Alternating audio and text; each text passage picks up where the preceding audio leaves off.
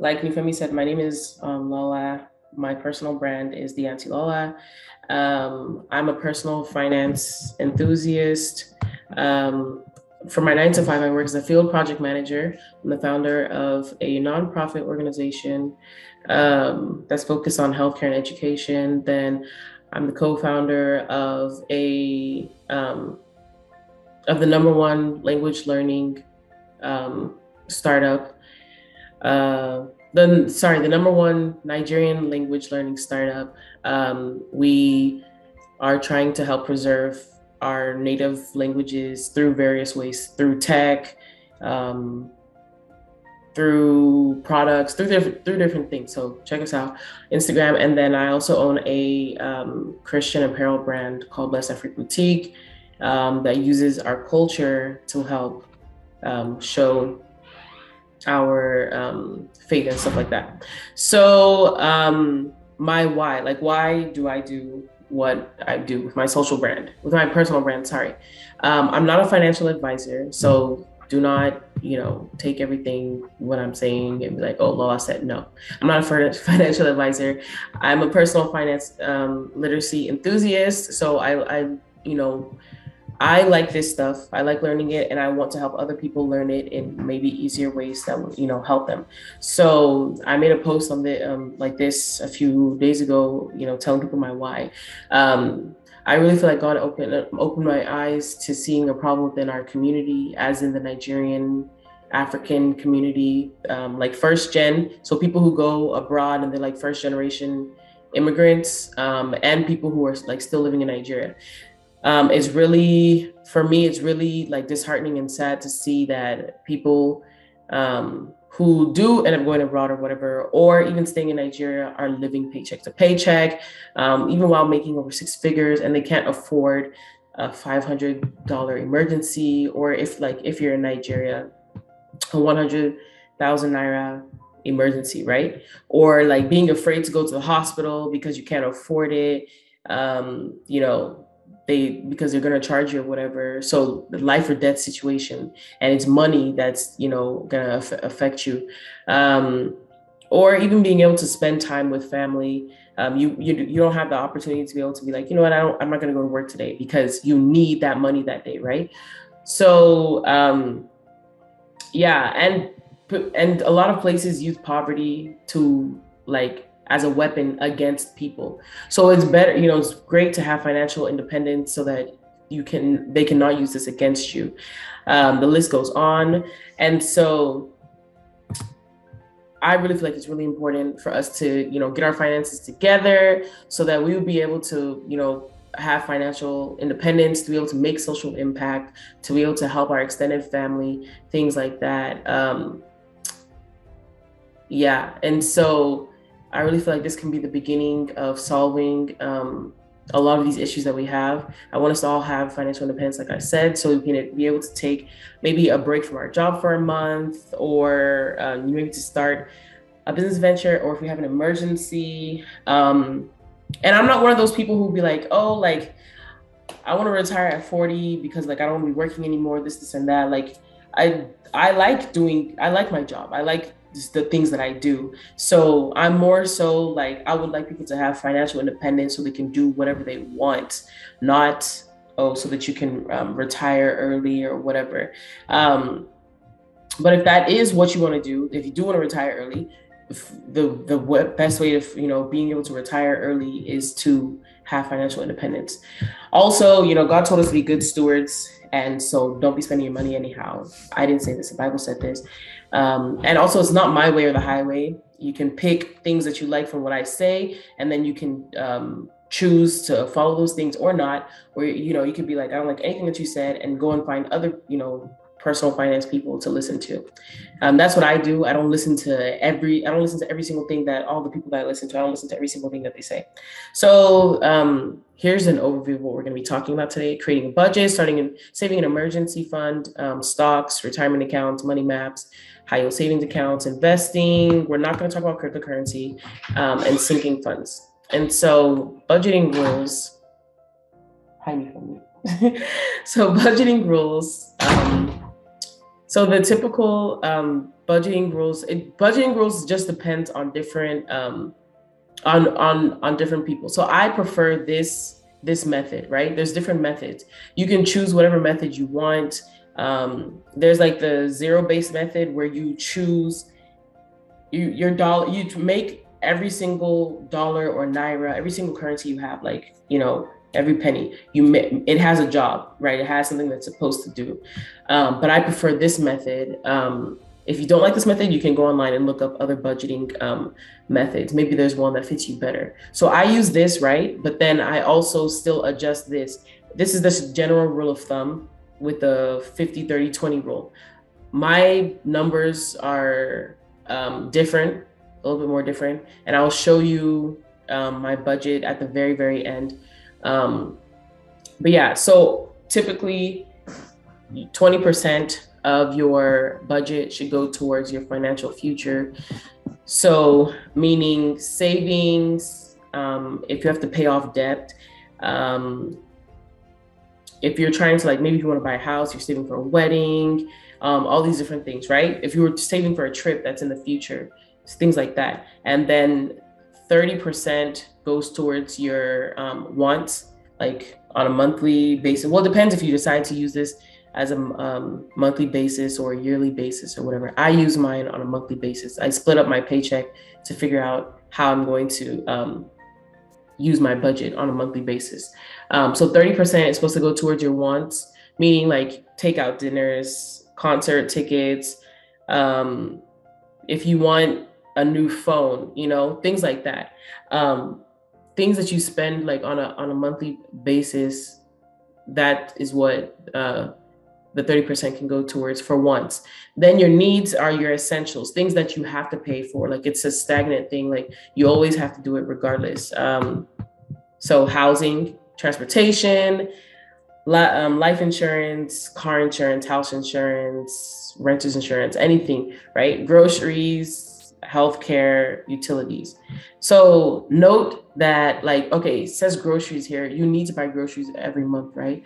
But like, takeout dinners, meaning you going out to eat, that's not a necessity. You don't have to go out to eat. That's why it's more so a want, right? So you need to identify within your own, there's no one size fits all, right? You have to take these principles that I'm telling you and apply it to your own life. So if you know that you don't like cooking or things like that, so maybe instead of using the money for groceries, you might use it for to buy meal prep from somebody who like makes all your meals in the beginning of the week, and then you have that for to eat for the whole week, right? Things like that. So you have to take these principles I'm telling you and then apply it to your own life. Then emergency funds.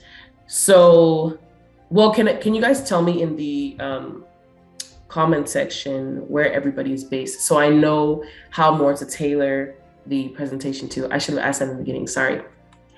Are you guys England, Nigeria, America? Because there's certain things that don't apply in certain countries that I would not need to cover, right? So please let me know where you guys are from in the comment section. Okay, cool. So emergency fund, right? So according to research, the reason I'm going to use America is because those are the numbers that I have, but I'm sure you guys can think about, Nigeria, like the numbers are much lower, right? So according to research, about 54% of consumers, which is like 125 million adults, right, are living paycheck to paycheck, with 21% of this population struggling to pay their bills, meaning that, like, at the end, after they get their paycheck and they pay down all their bills, there's literally nothing left over. So they aren't able to save. So sometimes some people have an earning problem and some people have a spending problem. So this, by you making a budget, you'd be able to determine where you are. If you have a earning problem, meaning you need to make more money, or if you have a spending problem, meaning you're making enough money, but you're spending too much money. And if you were to just, adjust your budget correctly, then you'd be able to save, right? 18% of Americans who are making $100,000 or more are living paycheck to paycheck. So I know a lot of us will be like, oh, if I'm making $100,000, if I'm making this amount of money, or in naira, if I'm making 6 million naira a year, or a month or whatever, that I'll be fine. But there's people who are making six figures who still are living paycheck to paycheck. And a big reason is because they're not budgeting and planning correctly. You can't you can't be making all this money and then not know how to, like, allocate your money correctly. So I can give an example. I went to Nigeria like two in September to November. So I used my paycheck, I changed it to naira, and that was what I planned to use when I was there, right? But the thing is, I didn't budget what I changed my money, right? But I didn't budget what I was going to use my money for while I was in Nigeria. So when so I stayed there from September until November, like the very first week of November. So when the middle of October hit, my money finished. This amount of money is something that somebody might say like, oh, they might earn it in a year, right? And it's because I wasn't paying attention to what, like, I was spending. Like, and the thing is, I wasn't even going out every single day. I would stay because I was still working. I was working remotely and all that. But because I did not, like, give myself a budget, I know myself. I need a budget. I need to know, where my money is going. That way I can be like, okay, you know what, you're about to spend past your limit. You cannot, then I'll, know how to, like, allocate, okay, this is how much I can spend in a week, this, and that. But I didn't do that. That's why before, the money I had planned to spend for 2 months, I finished using it within a month and a half, right? So that, for me, that's why it's very important to budget. But yeah, so 60% of Americans cannot cover an unexpected emergency of like $1,000, such as maybe a car repair or emergency room visit, and 30% can't cover a $400 emergency. This is not okay, right? This is very bad. Like, imagine if you had to go to the hospital and they're like, oh, we're not going to attend to you, which I know that can be the case in Nigeria, right? They're going to be like, oh, we're not going to attend to you unless you pay ahead of time.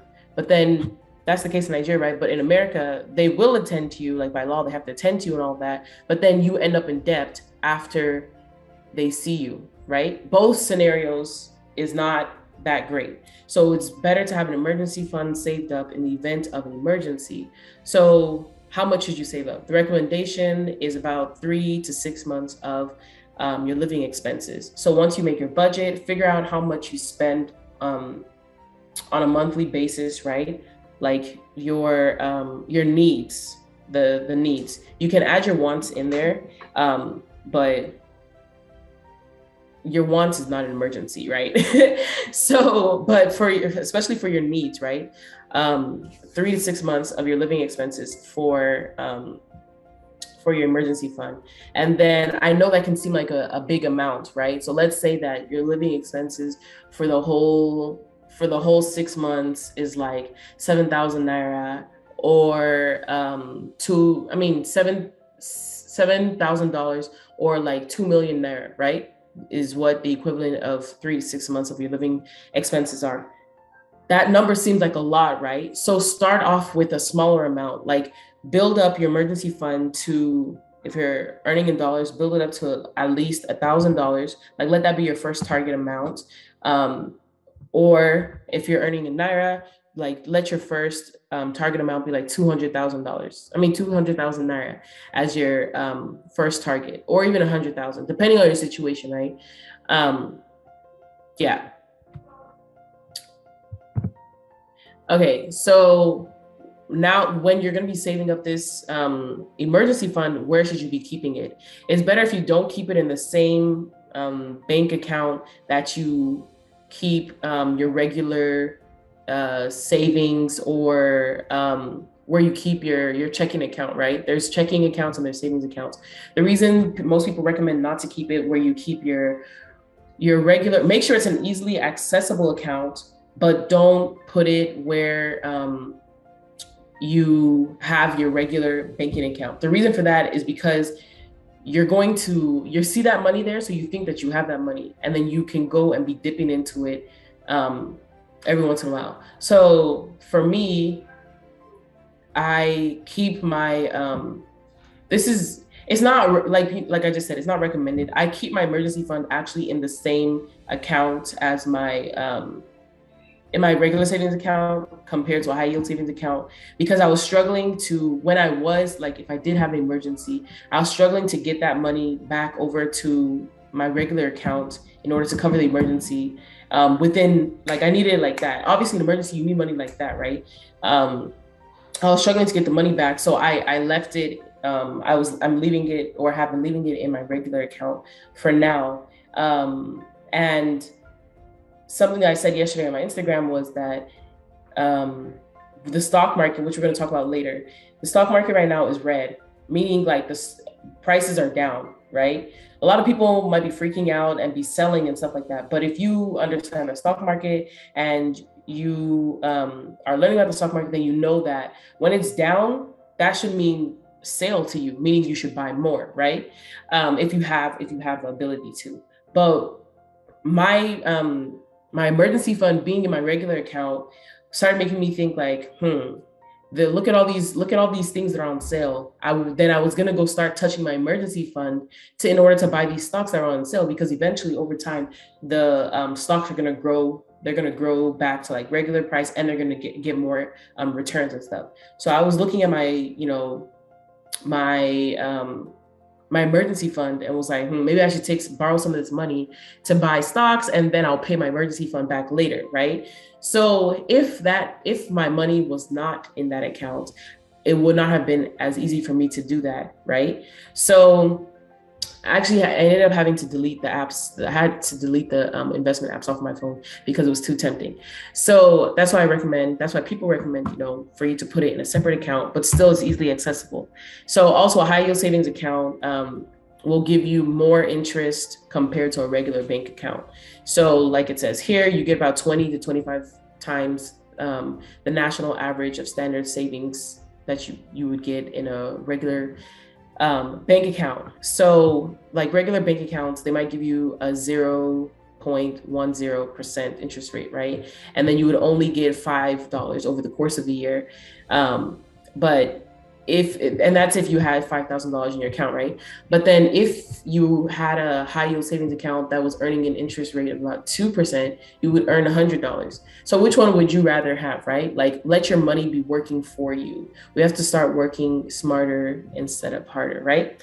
So the key takeaways with this is you actually might be able to open up high yield savings accounts where you already have a bank, but the highest rates are available only from online banks, because brick and mortar, meaning like physical banks, Wells Fargo, UBA, right?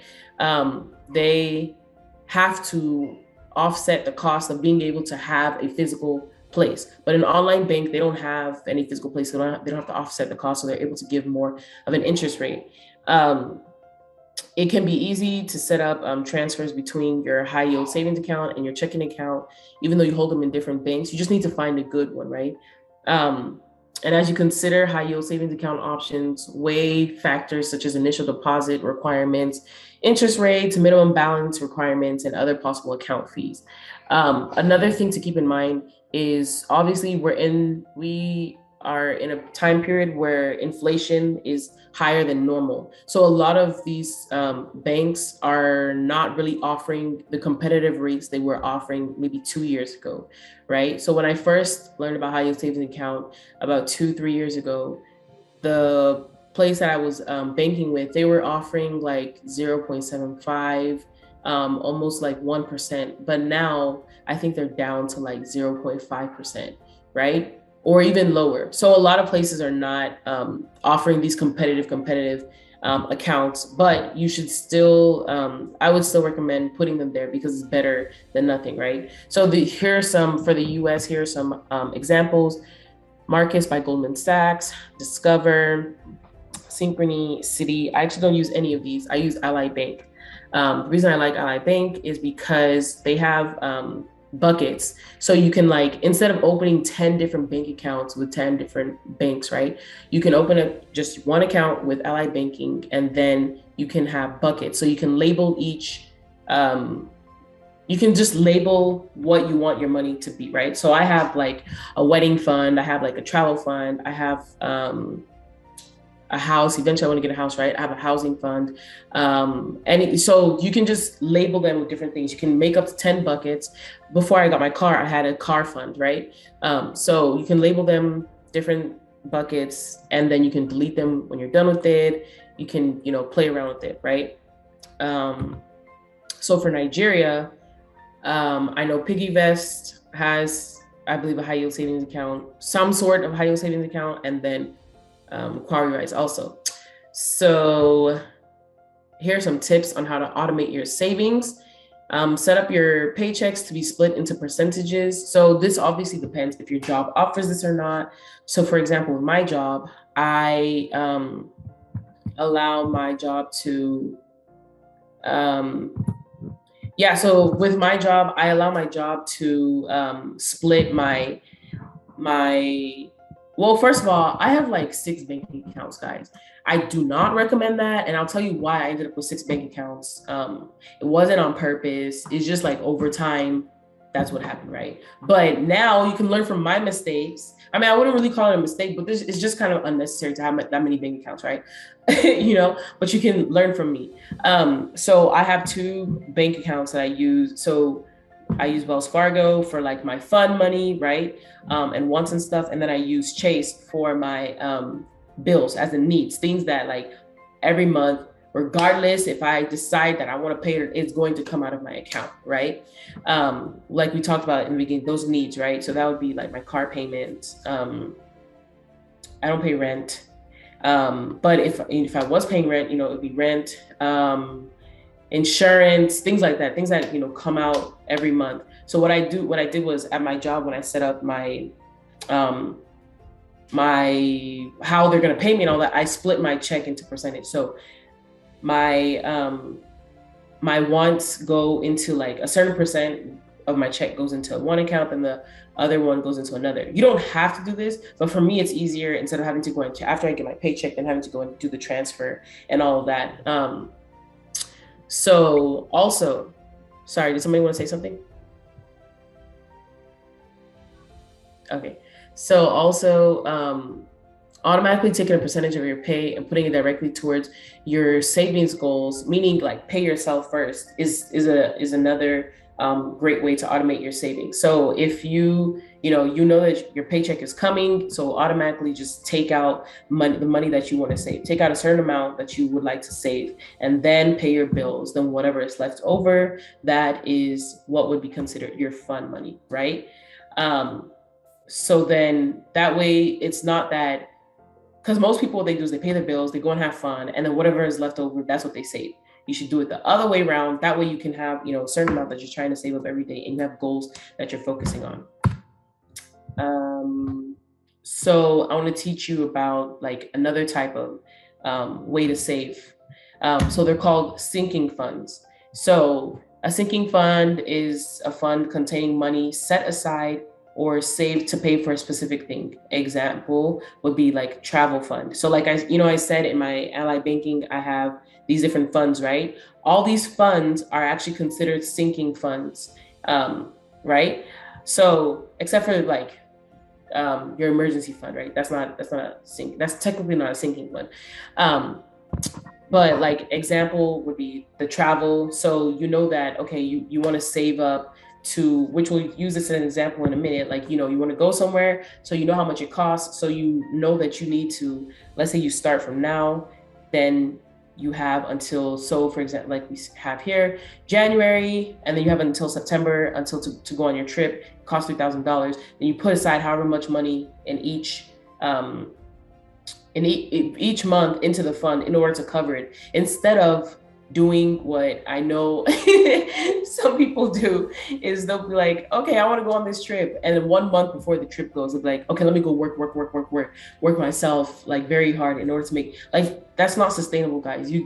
Burnout is real. You're going to get tired. You can get sick, from doing things like that. Or you might even have to pull money from your emergency fund in order to cover whatever it is you want to do, right? So same thing with gifts. You know that at the end of the year, you always buy gifts for your family, for Christmas and stuff like that. So just build a gift, like a fund. So you know how much you want to spend.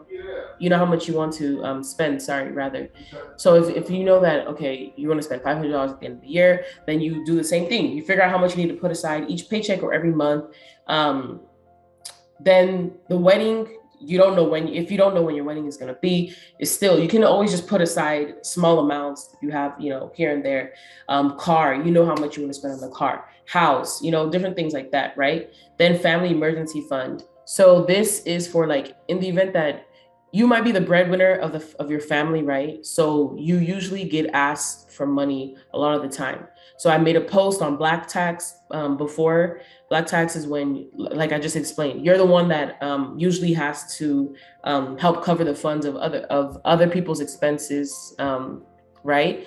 So, and it's like usually on a monthly basis, you have a certain amount that you always have to give out, right? So you should include that in your budget. Actually, that's just another point towards your budget. Include that in your budget. But then going back to this family emergency fund, I don't have a certain amount that I have to give out every time, but I do have certain times where, family members or friends might ask me for money, right? So I also have created like a family emergency fund, and like I have the money set aside for that, right? Then if that fund ever were to run out, I might not be able to help you, because that's the money that I have set aside in order to help friends and family. And then if I start dipping into other stuff, it could be dangerous on my end, because this family emergency fund, I might not get that money back, right? It's somebody asked me to borrow money, I'm lend it to you, but you should only be lending out however much money you know that you're willing to lose, right? So with that, if the money in the family emergency fund runs out, I might not be able to, give funds from my other funds, because this is what I have allocated and everything like that. Unless God is speaking to you, telling you to give them everything, then that's that, right? Okay, so here's a practical. I decide that I want to go. Lola decides in January that she wants to go to Hawaii for her birthday in September. The trip will cost $3,000. How much does she need to put aside each month into the sinking fund? Please do the math and let me know. You can either type it or you can say it out loud and let me know how much it'll be.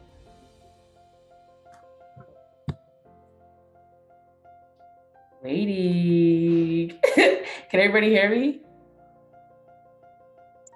Yeah. Okay, so how much would it be, guys? Or do I need to explain sinking fund better if I didn't explain it correct?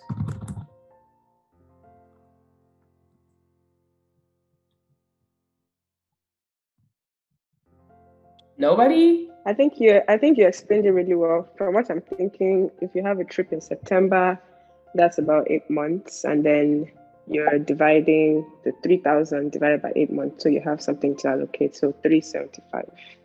Yes, thank you, Almi. Yeah, that's the exact answer, right? Okay.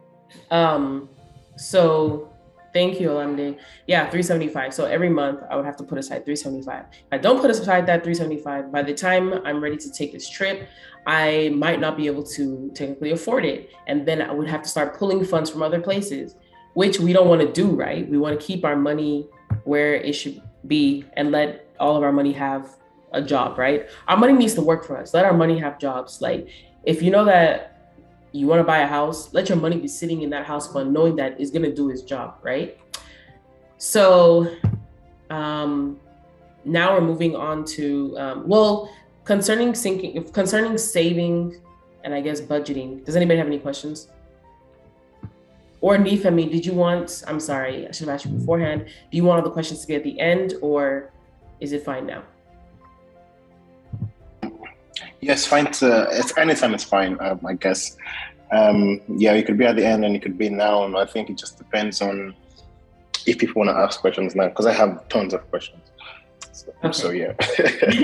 Okay, so that people don't forget their questions, we can do it in sections. So does anybody have any questions so far? You can type it or you can unmute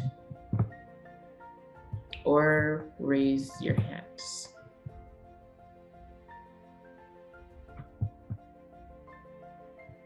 No question. Okay. Dami, you raised your hand? Dami? Okay, Olawumi. Yes, Ola. Say Ola. I'm the one that is Ola. Yes, Lola, thank you. This is really nice, honestly, because a lot of this I'm already familiar with, but there are definitely things that, sometimes we need reminders and to reiterate something. So I like how you mentioned this sinking funds as well, because it makes so much sense, but I'm sure people won't necessarily just think of it like, oh, I have something in September, let me start saving from now. They'll probably feel like, oh, let me prioritize and use my money for what I need now. So it's really cool. But what I was having a question on earlier, I think you also answered it, the Ally Bank. So that's really cool because just a few days ago, I was actually thinking, I don't want to have many accounts, which I don't currently. But I feel like the more I have, maybe like new work or something, then maybe I may want to have a new account. But I was thinking, if there's just one, for example, one savings or one checking, can someone put like, okay, let's say in your savings, you have like a segment of, okay, this is YouTube money. You have a segment of this is my business money, this is my non-profit money. So you mentioning that is very cool, and I'll definitely look into it. But is that how the way I'm explaining is that how it works, the Ally Bank? Like you basically have one account, but you put things in sections, right? Yeah. So you can label each thing. So it has they'll call it like the top bucket or something. So let's say you have $200 and you want to allocate the money to different places. You want to take $5, put it into your YouTube fund. You want to take $20, put into your business fund, right? So, and it goes back and forth. You can move money from different buckets up and down. So yeah. That's cool. But when you probably get like a debit card for it, right? When you get that, you can't give the cashier and say, take money from my business corner. Yeah. So what it does, it has a primary, one that it's, so you can set up which one you want it to take money from majority. But there's one, I think that it's automatically set to, but you can go and change what you want it to take money from. Like I only have the app. Yes, on the app. I only have a savings account. I don't have the checking account. So but I do believe that you can get a card and everything like that. But I just use it for the savings account. Okay, that makes sense. Thank you. Yeah, you're welcome.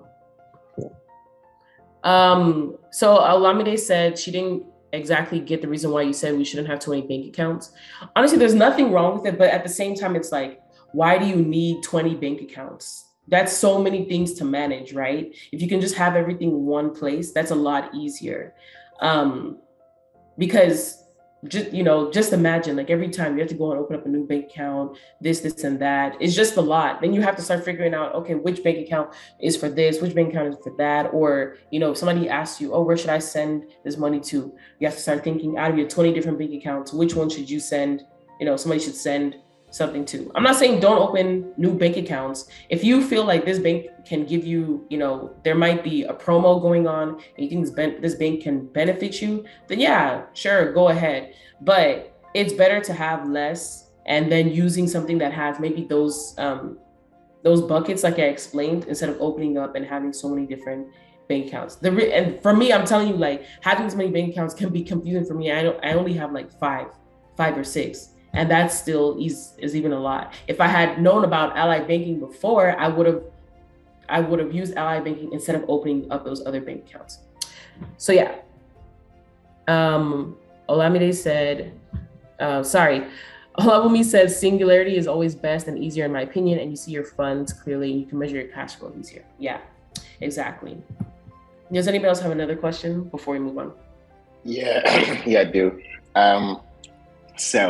So I kind of have like two questions. The first one is, I currently live in Lagos, Nigeria. I don't really know about other places, but I know that the inflation in this country is stupid in such a very foolish way. And sorry, I'm very passionate about it. And so it's very annoying that even sometimes if you put out money for some stuff before you get the money back, your whatever interest you get on it kind of matches up already. Like it feels like you didn't even get anything. So it's rather you just spend the money and live a good life. Because like if you put like, okay, I'm trying to save 5 million for something, I put out like 500K every month for 10 months, the car becomes 8 million in October. I can't get the car again. Yeah. And yeah, so that's one issue. So how do people go around that? And that's even if you put it in an high yield savings account, or like you can put it in the best of the best, you still just don't get the exact output. That's the first question. The second one I wanted to ask is, so as me, and this is more personal to me, I kind of very experimentative in what I do. So I can wake up today and I feel like, oh, I can create new headphones. I design it, I send it to print, I test like so many stuff. So, for example, last year was one of the years I tested so many stuff. Like I was just testing ideas, and I kind of feel like I used all of my income, literally all of my extra income for that. And so, how do people that have? Because firstly, like I don't see it as waste, but I know that too much of it can become, it's really shaky to explain, but it's just a very weird place. So how do people go about that? Then the last question, sorry, Lola. Nigeria is a very peculiar place in terms of emergencies. Like you have emergencies every day. I'm not going to lie to you. It's not a cost. It's not like I'm saying, I'll give an example. I traveled like early February last year for like a month. The way I saved money just living outside of this country was unrealistic. Like I didn't have to have any emergencies, but I came back home like mid-March after like a month away. And then as I landed, my car started overeating. My generator got bad. There was some stuff happening with electricity.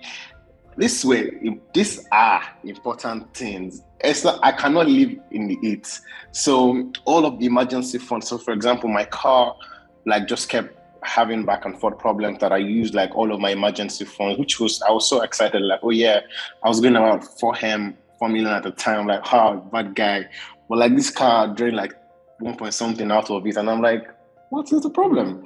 So my question is that how do you emergencies in Nigeria? I'm very sorry for the same thing in other places, but please forgive my ignorance that I can only speak for Nigeria now.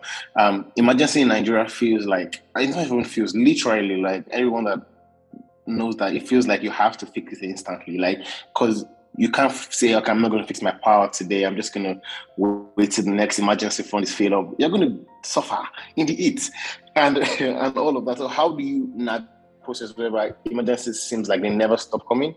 And part of the world like this. So yeah, those are my 3 questions. Okay. So your first question was regarding like how can you beat inflation, basically, right? With the whole savings. So right? Yep. Yeah. Okay. So for example, I think Piggy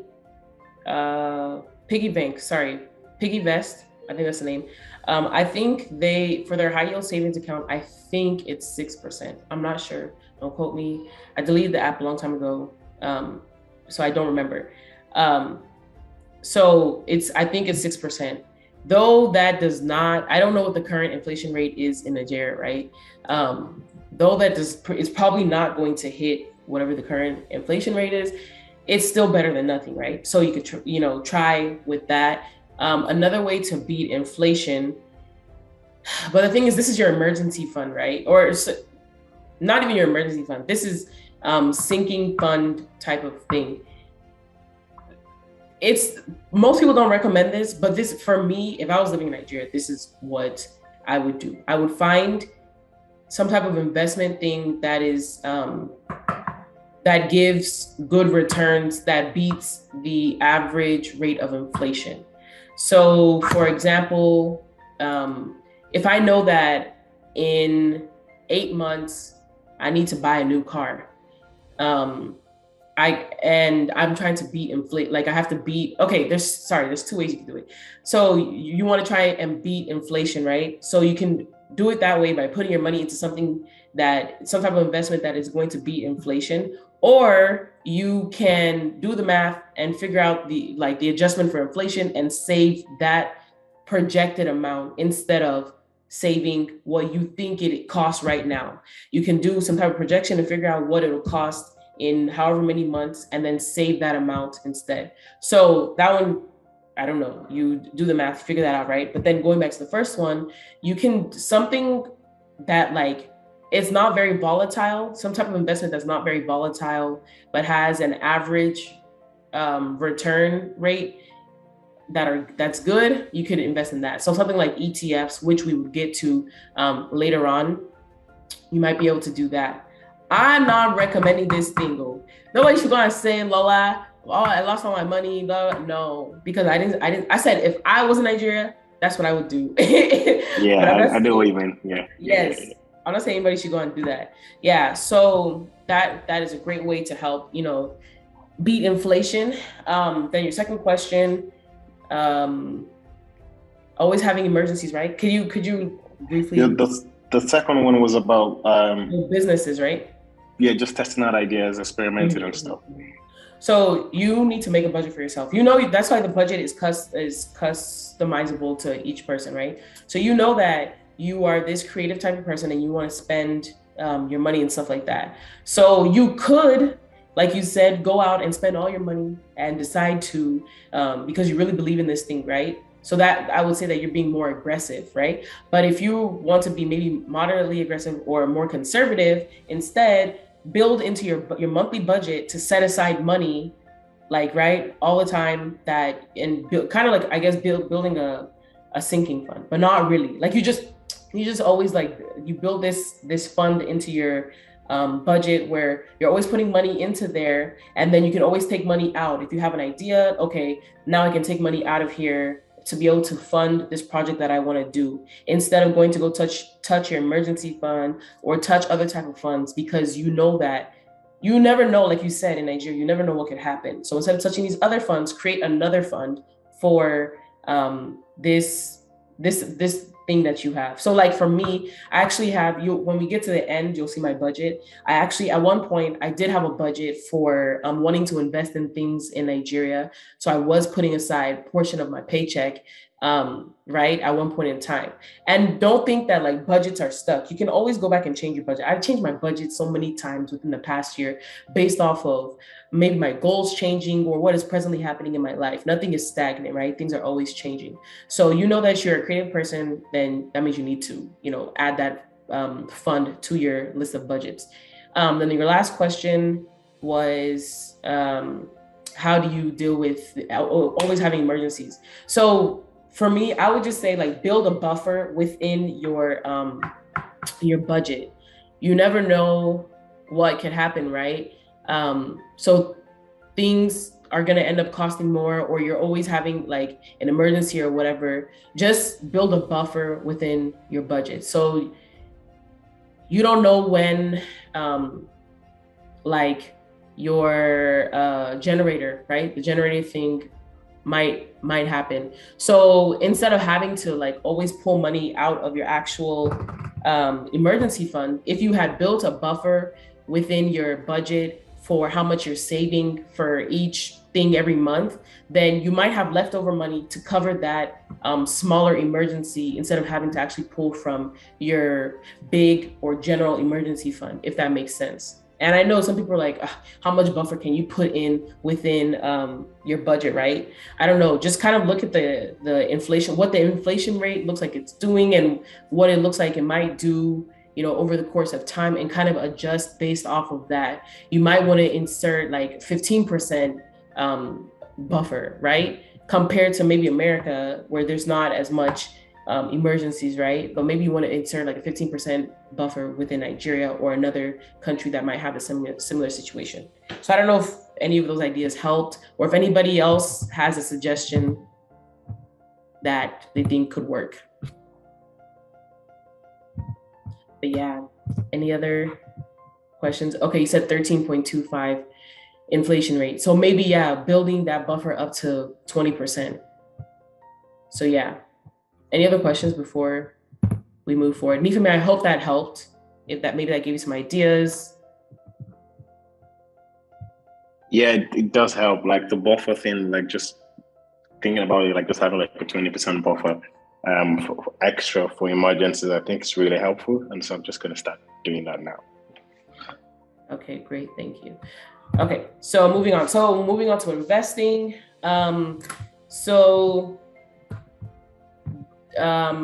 you guys tell me in the chat section, are any of you guys investing right now? And if you are, can you tell me your goals as to why you're investing? I'll tell you my goals as to why I'm investing. If you're not investing, it's fine. Just say no, you're not investing.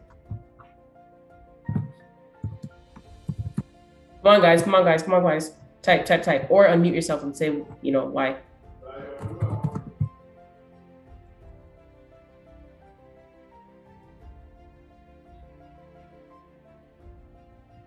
I think there's 8 people on here. Only 3 people have answered. Everyone else? Okay. So for me, okay, number 1, like it says here, figure out your why and goals. So for me, I'm investing because I want to beat inflation. I want to build generational wealth. I want to take this money. So I want to save for retirement. I want financial independence. I also want to be able to take this money maybe within 5 years, taking maybe a good portion of it within 5 years, and to be able to put it into a more cash flowing type of investment, meaning real estate or another business that is bringing in cash flow on a monthly basis, right? So that's why I'm really encouraging, like I've been on my sister's butt, she's 18. If she starts investing now, by the time she's 25, because there's this story of this girl, which I'll just use as encouragement for you guys. There's this girl who I'll tell you at the end of a good page that you can follow, right? She started, her parents from a very young age, like they were very like on it with her money, right? Every time she got money, they always they would split it. So half of it, she gets to do whatever she wants, her fun money, right? Budgeting at a very young age from when she was a baby. So then the other half, they would put into a savings account for her. So as she got older, the money just kept growing. So she was already used to living below her means, right? Because this is another thing that I should have mentioned before. Another reason why a lot of people maybe living paycheck to paycheck is because they're living above their means. In order to build wealth, you have to live. Don't inflate your lifestyle. Just because you're earning more now does not mean that you should increase your lifestyle to match that. You can increase a little bit, but not as much, right? Just figure out, okay, before you weren't getting like me.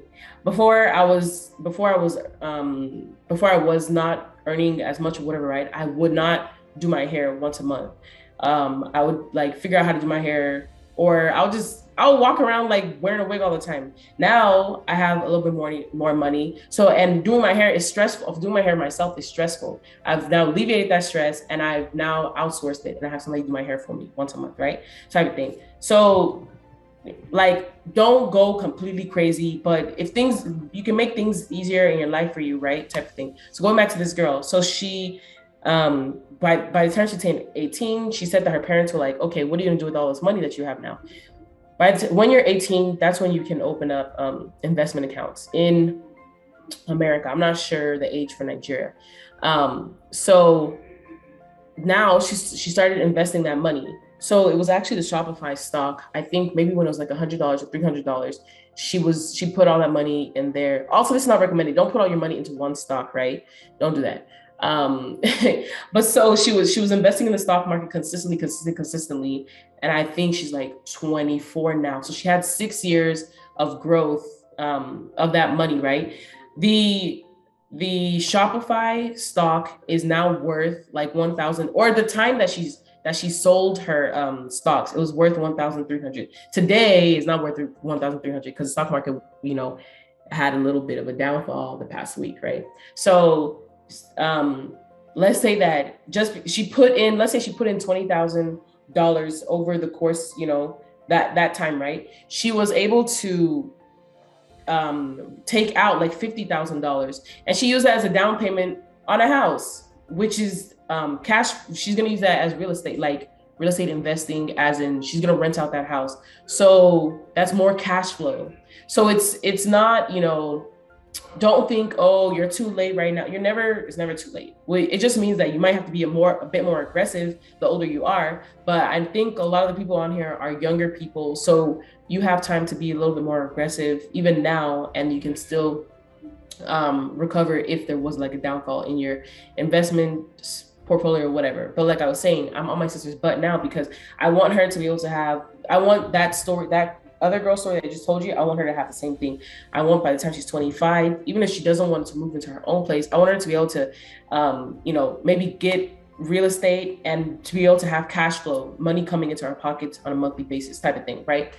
So, yeah, so that was just a little story to, inspire you guys, hopefully. So I just told you guys my whys and my goals. Some of y'all told me, some of you didn't share. It's okay. But yeah, so how can you start investing? Figuring out your whys and your goals. Like I have multiple goals as to why, I'm investing. Beating inflation, saving for retirement, financial independence. I want to be able to have, I want to take the money out like maybe within 3 to 5 years and have, cash flow, like another type of cash flow investment. Then the second thing is to make an investment budget. So I took my paycheck and I split, how much I'll be able to invest on a monthly basis. Also, another, thing to know is that just because there's a dip in the market doesn't mean that's when you should go and like put all your money in, right? There's something called dollar cost averaging, meaning the best thing is time in the market is always better than timing the market. So you thinking, oh, the stock prices are going to go down, they're going to go down, they're going to go down, and thinking you just wait till they go down, it might not go down, right? So then you won't be able to, you'll miss out on significant gains. So that's why people always say time in the market. So I don't teach short-term investing. I emphasize and teach long-term investing. So yeah, it's nice to buy the dip, right? But over time, you putting constant, every time you get a paycheck or every time you get money, putting money into the stock market is better long-term instead of like, oh, let me just wait for the dip. Let me just wait for the dip and take my money out. That is it's harder. I don't know how to do that. I don't teach that. So I can't help you with that. But yeah, so I have an investment budget, like how much I'm going to take from what I'm saving, right, every month and put towards investments. Then number 3, choose an investment account that suits your goals, suits you and your goals. Also interface. Some apps are uglier and harder to use than others. And so that's what, for me, at least, like that for me, interface and how easy the app is to use really gets me. If I don't know how to use your app, I'm not going to take my business to you and I'm not going to use you. And so then number 4, transfer money and do research before you buy your stock. Just because you have now put money onto the app does not mean that you have bought a stock, right?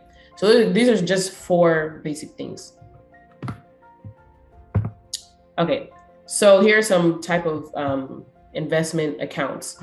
So there's the education accounts, there's retirement accounts, and there's standard accounts.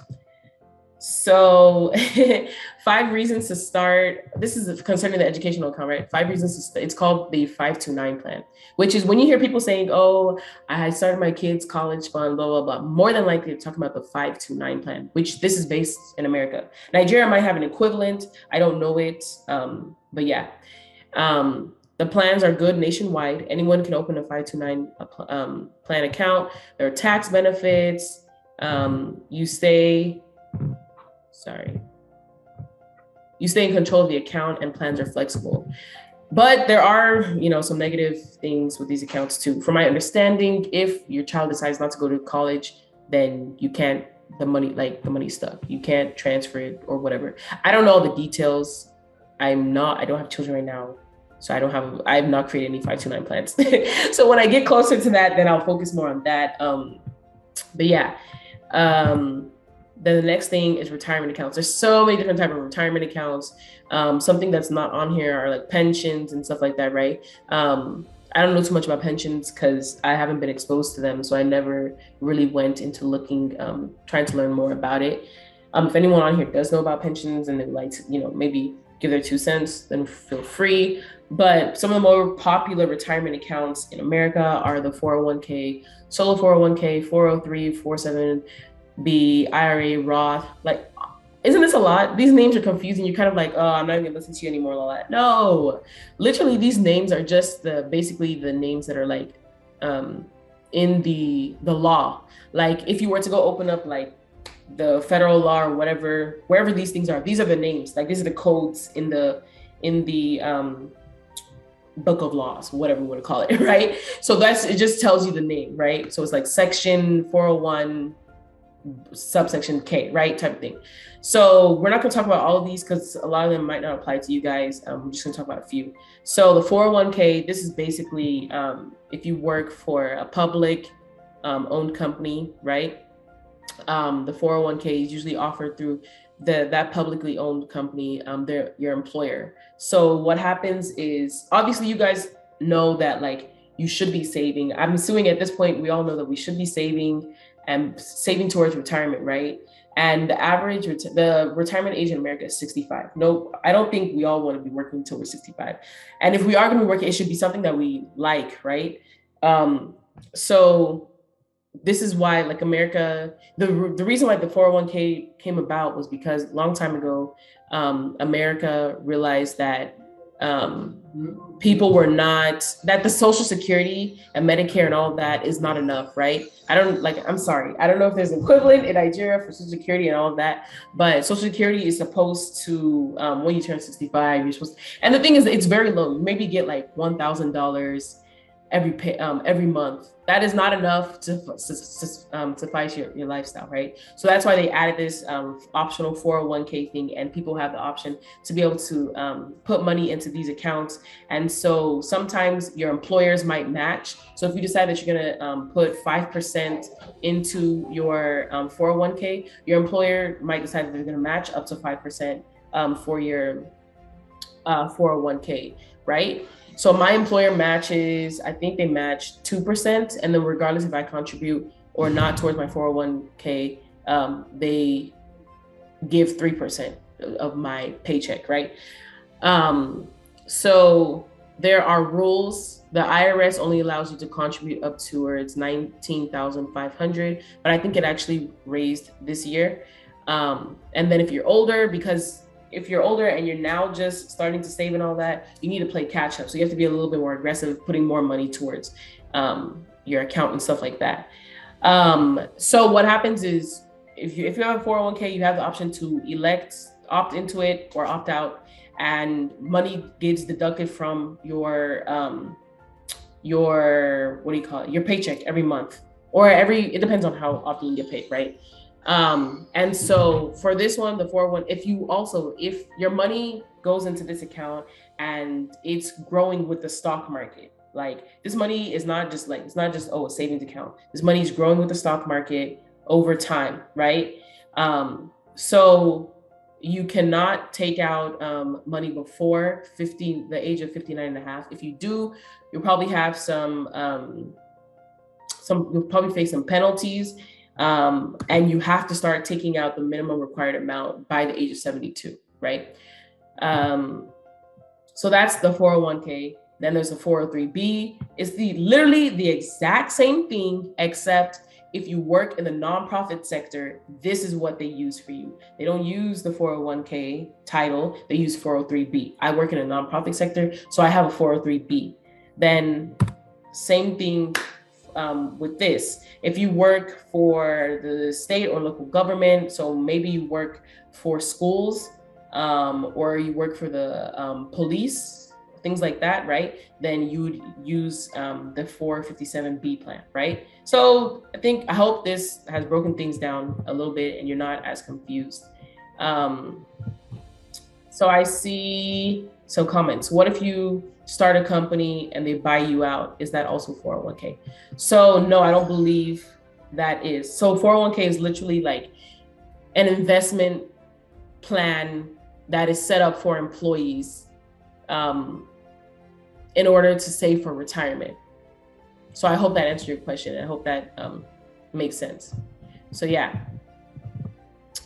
Then there's also the option of a solo 401k. So if you are an entrepreneur, and you don't have the option of 401k with an employer, you can open this up, right? Technically, I could open up a solo 401k because I have a business, but I don't have a solo 401k. I have a Roth IRA, and I'll teach you the differences between Roth and regular, meaning like tax sheltered and not. Okay, so an IRA is an individual retirement account. It's only available to those who have earned income. So if your parents are giving you an allowance, I don't think you can open up an IRA. Like, it has to be earned income. So maybe you're a tutor, you're an Uber driver, things like that. Yeah. Also, so then now the Roth IRA, again, you need earned income, and the IRAs have different contribution limits.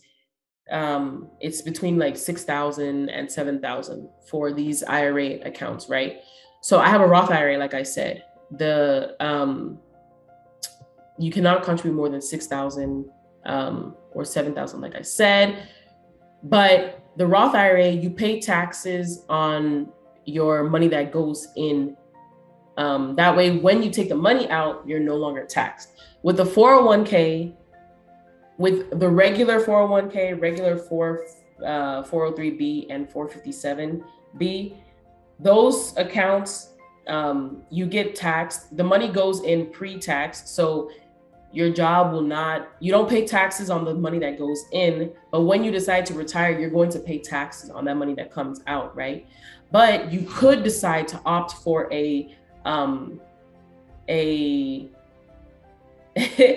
yeah, you get taxed for investing. Oh, I'll talk about that in a minute. So, but what you could do is you can opt for a Roth 401k, a Roth so Roth really just means like the tax benefit or tax sheltered or whatever, right? So you could opt for the Roth 401, Roth 403b, and the Roth 457b plan. So with those, I have the Roth, right, for my 403b. They asked me, do I want the regular or do I want the Roth? The reason I picked the Roth was because what most people say is that whenever you are making lower, okay, so use this scenario, for example. If you plan to if you're in a lower tax bracket right now and you plan to be making more money by the time you retire, then it's better for you to pick a Roth type of account, because it's better, because right now at least in America, you're in a lower tax bracket, right? So let's say I was making $40,000 a year right now. I'm in a lower tax bracket than what I would hope to be making by the time I retire. Like, hopefully, like, let's say maybe I was making 500,000, right, per year. I would be in a higher tax bracket, meaning if I were to take that money out, then I'll be paying more taxes on that money. So it's better to pay the lower tax bracket now, to pay taxes on your money now since you're in the lower tax bracket, than when you retire. But the situation, I know some people be like, oh, then why wouldn't everybody choose Roth? Everybody's situation is different. Some people might have started to invest later, like maybe they are kind of late in the game, right? Or all of a sudden right now, I don't know, for whatever reason, they're making millions at a very young age, right?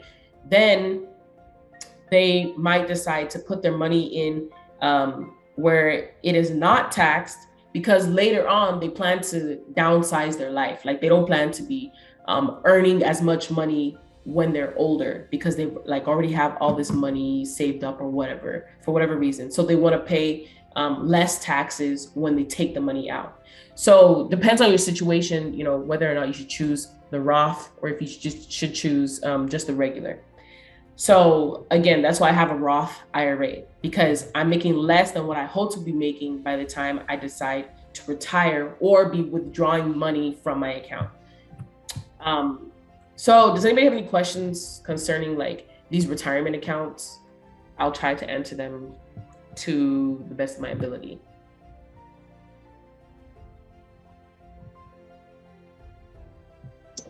Hello? Yeah, go ahead. Yes, so thank you. I was thinking the IRA, 401k and stuff that, it's employer based and everything. Is there a particular one or platform they use for that is popular? Because even before I'm starting my full time and everything, I already searched Sophie Invest about some months ago, and Sophie Invest does something for you like a Roth IRA, traditional IRA. So I don't know, is it something that one can do themselves? I know when you have your employer does it, but then what's the popular name of the platform so that when I see it, I could recognize that, okay, this is what they're doing? Or are there just so many different types? Mm-hmm. So with like you said, your employer usually is the one that chooses it. So I use my job for an example. Since we are a Christian nonprofit organization, we use Guidestone. So we go through Guidestone to use our 403B plan. Every job is different. Some jobs might decide to use another company in order to do their IRA. They might use Fidelity. I was helping somebody, fix their all this stuff and explain this stuff to them, and they had different options. You can actually my job only has the option of Guidestone, right? But his job actually had, I think, 3 options. They had Fidelity, and they had, I think, Vanguard and some other ones. So you just have to pick. Fidelity and Vanguard are really popular ones. So it just depends what you decide. For my Roth IRA, I use Fidelity. So it depends, it's up to you. Like, you can go to NerdWallet, which is a very good resource. I like that. Yeah, I like that. Yeah, and compare 401k accounts or all these different big accounts and stuff like that. Okay, but once your company starts using one, that's what they'll use for the next 50, 65 years that they're saving the money. Right? Yes, unless you decide to take that money out of there and roll it over into another account, which is called a rollover IRA account. Okay, thank you. And then real quick, the earlier one you talked about stocks, I was trying to type for, I was working somewhere. So it's which app/account do you use for those stocks? Because I'm used to Robinhood and stuff, but I'm in and out of those because I'm just like, what is this money actually doing here? I feel like sometimes it's until you have bigger amount of money that you actually see a lot in terms of stocks, And I like what you said about you prefer the ones where you just put it in, or you allocate some to go in there and just leave it, instead of you're looking at charts, you're coming in and out every day, Some people don't want to do that. So which ones do you use? The one you just put in there and then it grows? Yeah, so we're going to talk about that in this next section, talk about regular, what do you call it? So that hopefully that answers some of your questions. Okay. So yeah, you're welcome. So standard brokerage accounts, which is basically what Olami was talking about, like these regular stock apps that are on our phones. So in Nigeria, that would be Trove, Passfolio, I think, and Bamboo. Then America would be like maybe Robinhood. I have some slides talking about those, right? So a standard brokerage account is also called like a taxable brokerage account or a non-retirement account. So it's not an account that is that is like for retirement. This is for these shorter term goals that we're talking about, right? So like if you want to take the money out maybe in 5 years and use it for to put it in towards real estate or something like that, right? So it also provides an access to a broad range of investments, mutual funds, bonds, exchange traded funds. There's interest and dividends on these things. And so when you own a non-retirement account, you have the choice of how it is owned. It can be individual, which is just open by one person, or you can do a joint taxable, which is anyone that's shared by 2 people. 2 or more people, so that could be your spouse, or it could be like child and parent, but those are called custodial accounts, and things like that. So I'm sure you guys have maybe seen in different places people be like, oh, this is how you can make your child a millionaire by the time they're 18. It's by buying stocks, literally, because you can't save your way to being a millionaire. You have to do investments. Like your money has to work for itself, right?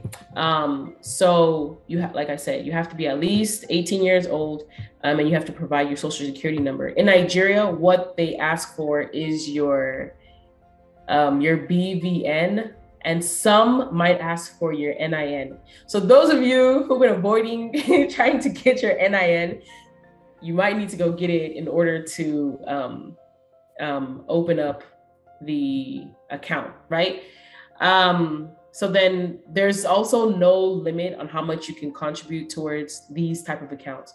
With the 401k, you can only put, I believe, 21,500 through your employer and all of that. It does not include however much your employee puts towards it, but you individually can only contribute that amount, right? Then same thing with like these IRA accounts, you can only contribute $6,000 to $7,000 depending on your age and all that. But with this, you can put in as much money or as least money as you want. So some popular ones in America are Robinhood, Public, Merrill, E-Trade, TD Ameritrade, Interactive Brokers.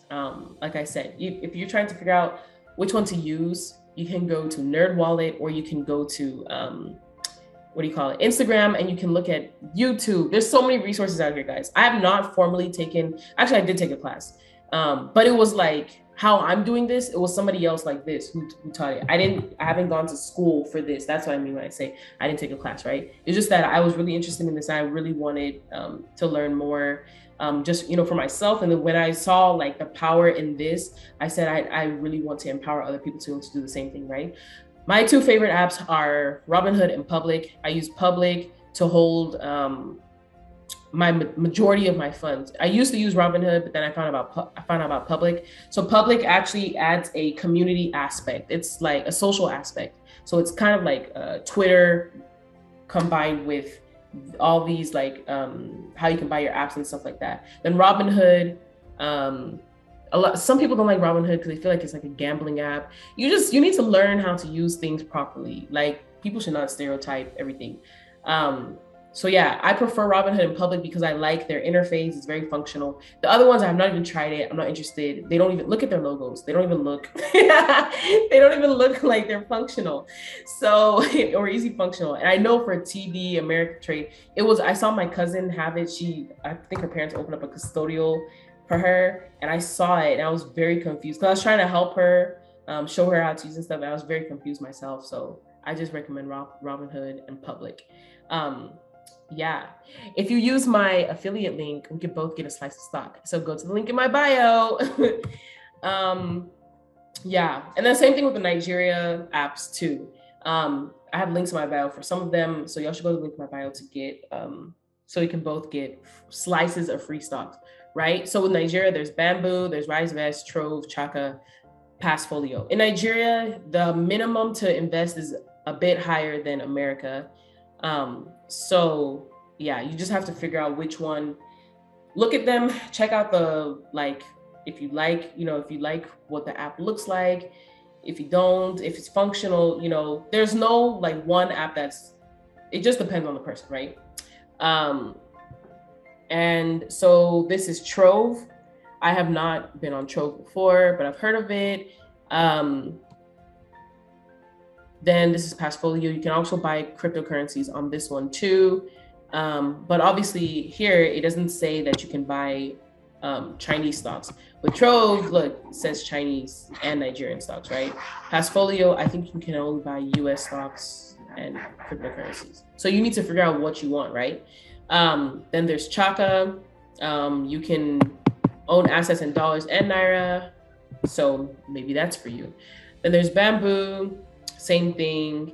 And then there's Rise, right? So the thing is, whatever app you decide to use, just make sure that you pick the one that is insured. Like, they have insurance, meaning if their company tanks, you're going to be insured up to about $250,000 or $500,000, depending on which app you choose. So just make sure to do research. Like, are they insured or not? And insured with the US government. The Nigerian government is nice. Yeah, whoop-de-doo. Make sure they're insured with the US government. Then another quick thing to say. So RiseVest will be having another type of thing that I'm doing, but maybe more in depth, right? They're having on the 29th. So go check out their Instagram. That might be beneficial to you. So real quick, stocks. The stock market is a place where buyers and sellers meet. Sorry, Lola, could you please go back real quick? Just a few seconds. Okay, that's all. Thank you. Okay. So the stock market is a place where buyers and sellers meet to purchase publicly traded companies. So MTN, Glow, then in America, it would be like Apple. Even in Nigeria, you can buy the Apple stock, Tesla, things like that, right? It's an exchange of cash for ownership of a business, a way to put your money to work and grow it. That's what I keep saying, right? You have to make your money work for you. And so you get to own a slice, you get to own a part of this company. So like you can go and tell your friends, oh, I own part of Coca-Cola, I own part of MTN, right? And so you owning part of these businesses through stocks, they usually have like quarterly meetings or whatever, where you get to vote on what you want the company to do. They'll ask what you guys would prefer with the company, right? And you get to vote on how the company operates. Depending, you just have to go. You have to go in depth to see what exactly it is, right? I've never voted. I didn't care. I feel like the stocks I invested in, I liked. Maybe in the future I will want to vote and stuff, but right now I don't really care. So it's also an opportunity to earn passive income and receive a return on your investment. So I'll give you an example. So I bought the Apple stock when it was in 2019, right before COVID happened, right? I know you guys heard the stock markets almost crashed, blah, blah, in like March 2020, right? December 2019, that's when I decided I want to start my journey, right? So I used like $1,000 to buy some stocks. So I bought the Apple stock, I think at the time it was maybe 150. Apple was going to do a stock split sometime. I don't know when they did. I don't remember when they did it. But what happens during a stock split is literally they will you own one stock and they'll split it to, let's say 4, for example, with Apple. They decided to do a 1-for-4 stock split, meaning I had 1. They now split my stock evenly into 4, meaning the money, you don't earn or lose money. But now if I had 1 stock of Apple, which is 150, it is now split into 4. Now it's 50. Yeah, there's 4. Sorry, let's say it was 200. That's easier, right? So let's say the stock was 200. So now I have 4 stocks evenly equal to $50 each. So now then over time, the stock is going to start to grow again, right? So what happened was they split. And so now I have 4 stocks of Apple that are all equal to $50, which still equals the initial $200 that I put in. But now if you go to look up how much the Apple stock is worth, Apple is worth, I think 160 something right now. So based off, I've made like $800 based off of that, right? This is just one way you can grow your money. I put 200 in, right? But then now they had a stock split. I'm not saying that everyone's gonna have stock splits. Stock splits they don't happen all the time, right? But I just got lucky, or that I had bought at that time and all that. And then now Apple's back up to like 162, 170 right now. So I've made like a return rate of like maybe $800 something. I don't know, looking at my portfolio was telling me like 800, right? So that's just an example of how you can get return on your investment. So then, and I plan on like keeping and holding Apple. Like they'll probably have more stock splits in the future, meaning they'll split and the stocks will continue to grow back to like regular price and all that. Then fractional shares. I know some people are like, oh, like Tesla right now is $962, right? They'd be like, oh, that's so expensive, I can't afford. No, you can buy a slice. You don't have to buy the full thing. For me, I didn't buy, I wasn't buying like full shares. Or now I'm not buying like full shares. I might decide to only put $20 in, $30 here, $5 type of thing. You don't have to buy a full slice, right? Then ticker symbol. This is the sign or the abbreviation for a stock, an ETF, mutual fund, index fund. So like Apple's is AAPL. So if you hear, when you see, those abbreviations, then you should just know like, okay, that's the abbreviation for that's the ticker symbol for this stock, right? Then I think we know what returns are. It's a profit on an investment. So I want you, I actually bought, to answer all of these questions, she asked concerning that Apple stock if I had bought it on Robinhood or Public. I only just joined Public this year after learning about it. And I really liked how their app is and everything. And I moved all of my stocks to Public. But yeah, I bought that initially on Robinhood. I use Robinhood for something else now. I don't use Robinhood for my long-term investing. So long-term investing versus short-term. Like I said, I don't teach short-term investing, don't know much about it, but look at this. This is the stock market yesterday. If you had invested, let's say 2 weeks ago, then you saw this, it would be highly disappointed, right? You would be like, oh my gosh, all my money is gone. Why? This, and that, right? So it lost $8 in one day, right? But even if you had bought a fraction of this, you would still lose money. Even if you had only put $5, you might have lost some cents, right? But still, who wants to lose money, right? Nobody. But what you need to do is you don't focus on the day, right? You need to focus on the overall, like how the stock market is doing generally. The stock market has these dips, as you can see here. See, this is dip. This is actually probably 2020 because this is just the past 5 years. So this is actually probably 2020 when, you know, the crisis happened and all that, right? So as you can see, there's dips, and all that, right? But overall, the market tends to grow at a certain rate over a period of time. So this is a very popular ETF that I'm showing you guys. It's the Vanguard S&P 500 ETF, which I'll explain in the next slide. But if you guys ever like see things like this, don't be scared. You need to zoom out and look at the overall, you know, time period. Does it look like it's been growing over time? You're doing long-term investing, not short-term. If you're looking for short-term investing, I'm not the person to talk to. Okay, so an ETF or exchange traded fund, it allows investors to buy many stocks or bonds at once. So think of this, there's a basket, right? And then let's say the top 500 companies in America are all in this basket. Then you decide to just buy one of these baskets, and you can buy one of these baskets for $5. Now you own, you know, a slice of or a piece of these 500 stock companies at one time, which is what this is, the Vanguard S&P 500. That's what it is. It's the top 500 companies in America. So now you own a slice of all 500, right? So that's what ETFs are. They're a little bit more moderate in their returns compared to single stocks, but single stocks are more aggressive. And if you're a beginner, I would not recommend buying single stocks, right? To maybe focus on buying ETFs first, and then over time, as you're learning more about individual stocks, then you can switch to single stocks. So does anybody have any questions about ETFs? Does it make sense? You can be typing your questions while I mention some good ETFs. So the ticker symbol for the S&P 500 is VOO. So like I said, it's the top 500 companies in America.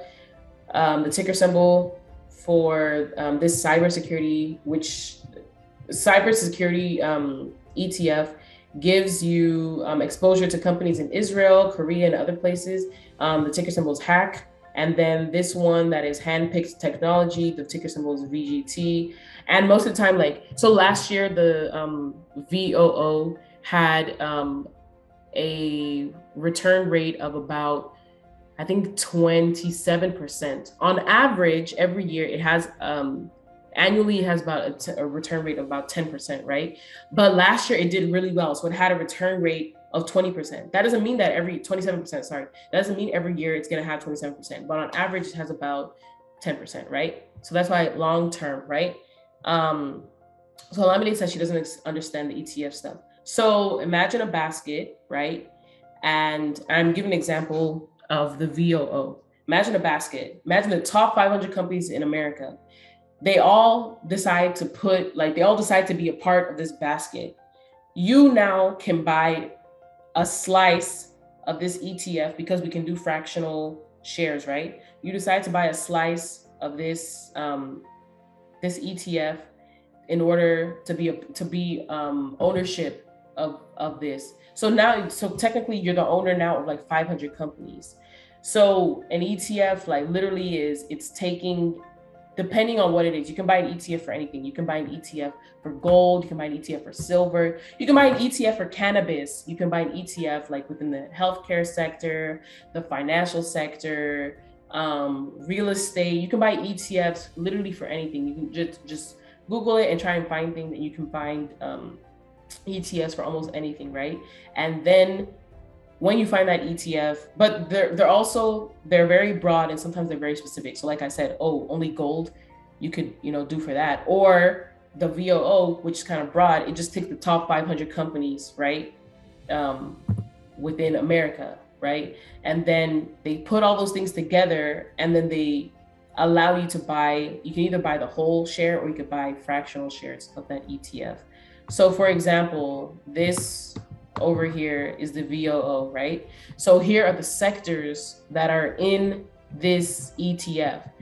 Technology holds about 26% of the ETF. Healthcare only holds about 13%.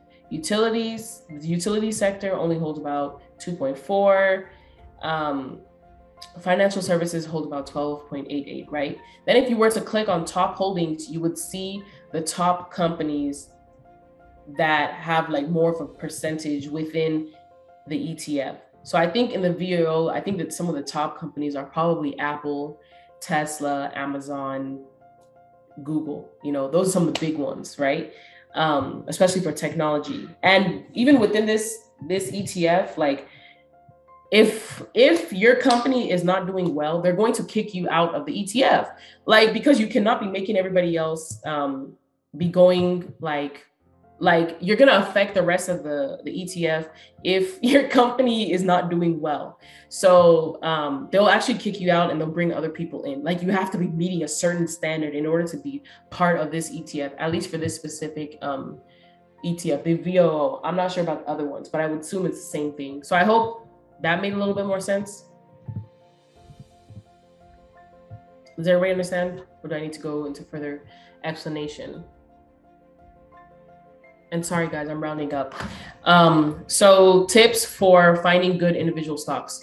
So start by industry. Maybe there's a certain industry that you know is doing well or you're interested in, and then like do deep dives, like go and do research. You can go to different websites.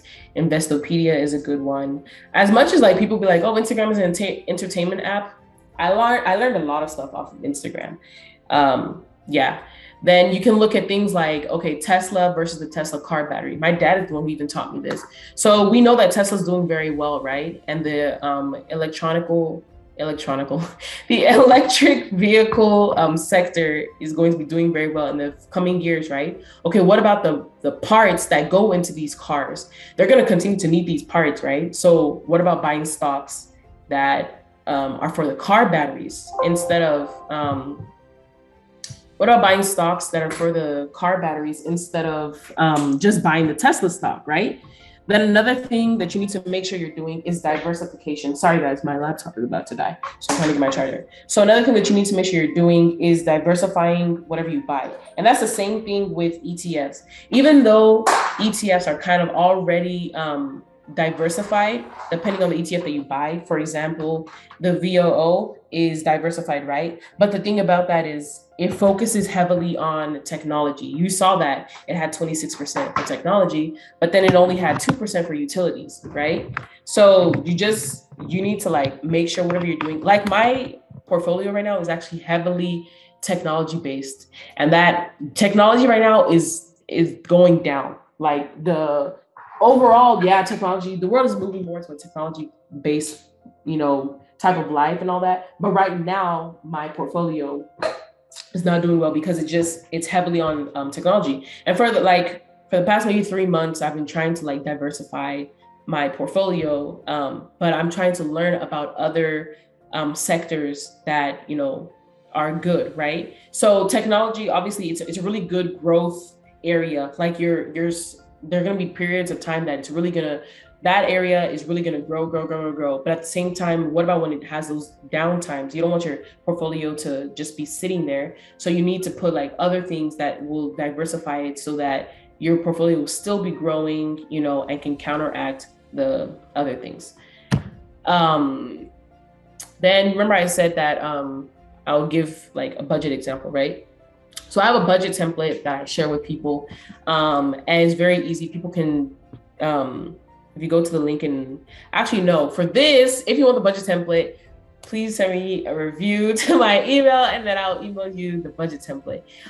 So I'll just quickly like go over how it works. So let's say that you make $4,000 a month, right? You can actually also change this template to Naira also. The instructions are on the template at the bottom. I just did a screenshot of this, right? So let's say you make $4,000 monthly, right? And so then over here is what, remember we were talking about that 50, 30, 20 rule, right? So I told you guys that mine is a bit different because I do tithes, then I do needs, fun, wants, sorry, and then savings, right?